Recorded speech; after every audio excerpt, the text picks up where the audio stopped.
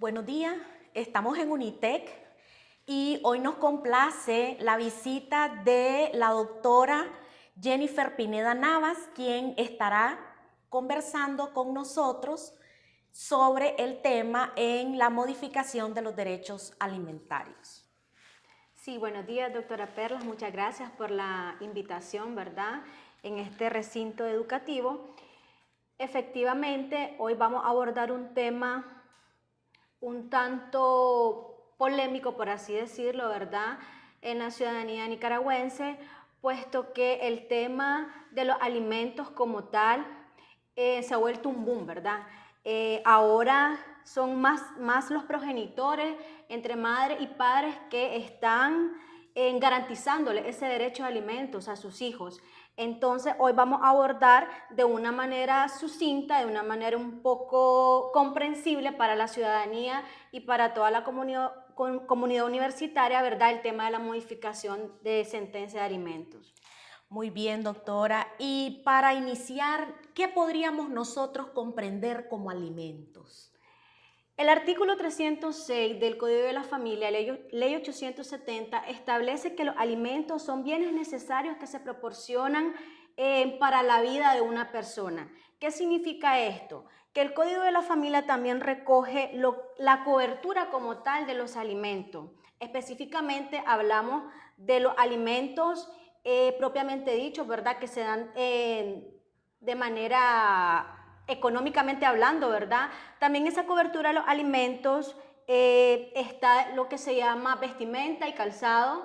También podemos encontrar lo que es el uso y habitación e inclusive también lo que es la recreación, ¿verdad? Entonces, es una cobertura un tanto amplia que establece el artículo 306 del Código de la Familia, en el cual los jueces, al dictar sentencias, ¿verdad?, estipulan punto por punto los detalles a los que tiene derecho este niño. ¿Por qué?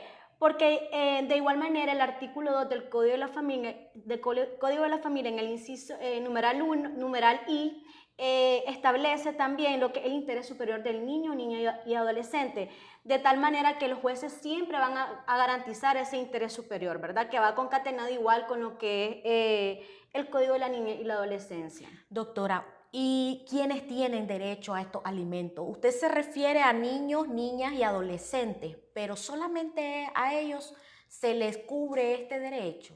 No, también la ley establece en el artículo 322 y 316, ¿verdad?, el orden de prelación para prestar alimento, y en este caso establece, ¿verdad?, que son los niños, niñas y adolescentes en que no han cumplido todavía la mayoría de edad. Recordemos, ¿verdad?, que la mayoría de edad en este país es a los 18 años. Correcto. Sin embargo, se tiene que proveer alimento hasta los 21 años, siempre y cuando el hijo esté con estudios provechosos, de tal manera que esto tiene que ser demostrable ante la autoridad judicial.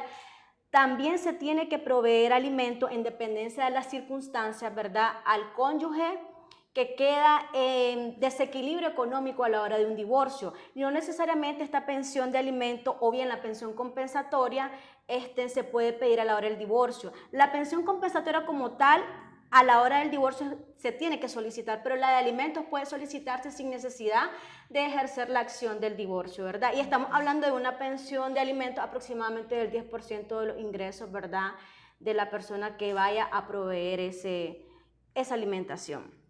También la ley establece que se proveen alimentos a los padres y a los abuelos y también a los nietos. También los nietos pueden solicitar una pensión de alimentos, pero aquí la ley hace una aclaración especial, por así decirlo, que en el caso de los padres y los abuelos e inclusive de los nietos, estos tienen que haber cumplido con sus obligaciones parentales para con sus hijos, ¿no?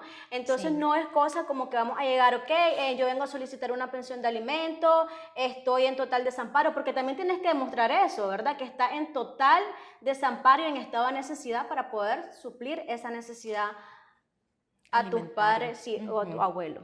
Correcto.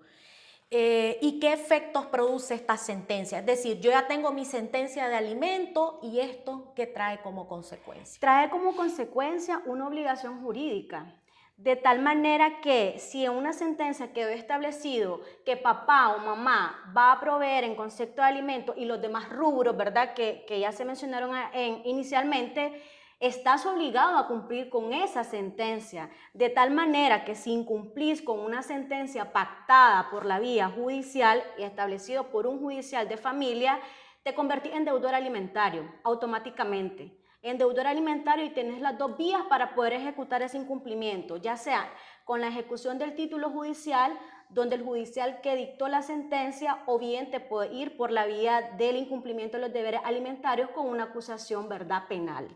Correcto. Y si existen algunas circunstancias que ya no me permiten cumplir con ese pago de alimento, ¿qué se hace, doctora? Ok, entonces el artículo 328 del Código de la Familia, en su párrafo infine, establece que las sentencias pueden ser modificables.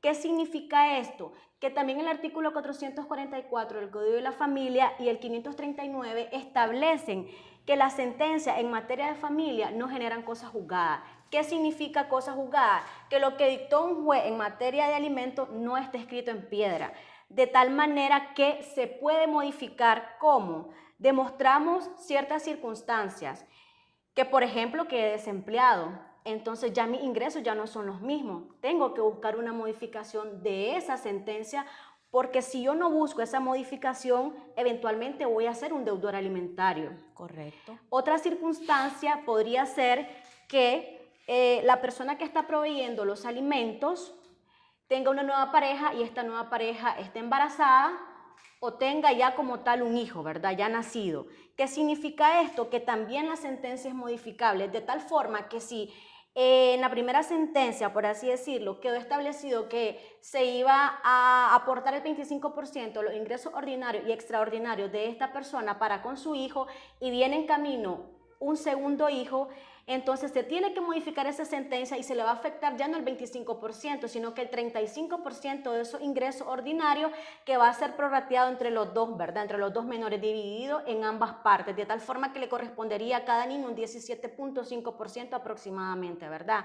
También otra circunstancia en la que puede ser modificable una pensión de alimentos podría ser que también aumentaste tu ingreso, porque la gente también confunde ¿sí? De que solo las sentencias se pueden modificar cuando disminuye, pero también cuando aumentan las pensiones de alimento. Sí. En la práctica no se ve mucho, es muy extraño un papá que se quiera autodemandar para poder modificar una sentencia, para poder subir el arancel de la pensión de alimento. Es muy raro, pero se ve en la práctica, ¿verdad? Okay. Y otra circunstancia que podría ser modificable a una sentencia de alimentos podría ser que esta persona, la persona que provee, ¿verdad?, los alimentos para el menor de edad, pueda demostrar que se encuentra totalmente sin trabajo. Entonces, ¿qué es lo que pasa aquí? Se encuentra totalmente sin trabajo, no está percibiendo aguinaldo, porque hay sentencias que quedan establecidas que se percibe aguinaldo, tiene que proveer aguinaldo, no lo provee. Entonces, de esta manera se modifica la sentencia y dice, señor juez, no tengo cómo proveer alimento en estos momentos, no tengo cómo proveer el aguinaldo. El juez valora las circunstancias y se tasa en base al sector personal o al sector en el rubro, al sector en el que usted estaba, ¿verdad?, el salario mínimo desempeñando, de tal forma que también se omitiría el tema del aguinaldo porque no lo estás percibiendo. Ok. Y este cambio de pensión de alimento que ya está en una sentencia, ¿cómo lo hacemos? Esta modificación, voy y le digo al juez, vea verbalmente, esto me ocurrió, o cómo es el trámite procesal. El trámite procesal, ¿verdad?, para darle a conocer al juez, ¿verdad?, que necesitas modificar la sentencia donde quedaron establecidos los alimentos, básicamente tenés que cumplir con los requisitos de interposición de cualquier demanda, ¿verdad?, en materia de familia. Tenés que solicitarle al juez que va a conocer de esta modificación, que no va a ser el mismo juez que dictó la sentencia en primera instancia, en las circunstancias por las cuales vos estás solicitando esa modificación, y sobre todo una de las cosas más importantes es la aportación de la prueba. Okay. Y que la prueba sea lícita, ¿verdad? Lícita en todos los aspectos, porque en la práctica nos encontramos de que como ya viene un segundo hijo, por ejemplo, quieren venir a modificar una sentencia, el hijo lleva los apellidos, se necesita demostrar el vínculo filial, ¿verdad?, con el certificado de nacimiento, que es un presupuesto procesal para poder demostrar esa afiliación. Sin embargo, en la práctica nos encontramos con que el niño está reconocido, pero nunca le has proveído alimento. Entonces, tenés que tener claro que el niño puede estar inscrito, llevar tu apellido, pero si no le provees lo necesario para su crecimiento, para su desarrollo integral, difícilmente va a poder aplicar a una modificación de la sentencia, porque dentro del proceso, pues obviamente se va a demostrar, ¿verdad?, que no estabas cumpliendo con el ejercicio de la autoridad parental. Muchas gracias, doctora, por estar acompañándonos este día con nosotros, ¿verdad? Y bueno, nosotros le invitamos de igual manera a todos los que nos escuchan que queda abierta las puertas de Unitec para el buffet jurídico en el que ustedes podrían hacer sus consultas y ampliar sobre estos temas. Nosotros estamos ubicados en Altamira, calle principal de Altamira, de Kielsa, una cuadra hacia el norte, 25 varas hacia el oeste. O pueden escribirme al correo electrónico derecho@unitec.edu.ni, que lo estaremos esperando y tratando de aclarar todas las dudas que ustedes tengan. Muchas gracias.